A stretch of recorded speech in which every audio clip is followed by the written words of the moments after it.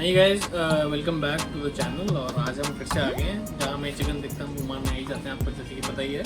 और ये क्या है भाभी, तो क्या बोलते हैं? ये butter chicken kulcha. Butter chicken kulcha है। तो इसको एक बार टेस्ट करके देखते हैं कैसा बना है।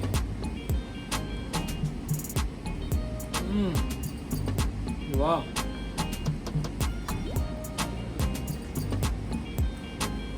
जो मसाला है वो आप टेस्ट वेरी नाइस। क्या बात।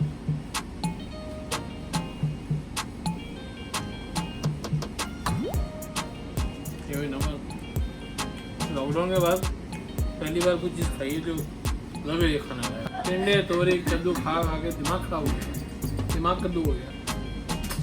Very nice.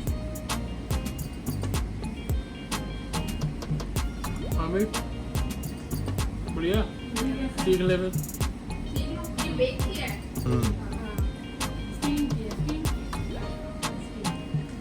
अब जब मेरा रोटी खाया मन ना हो तो यही बनाना है। इधर आ सकता हूँ।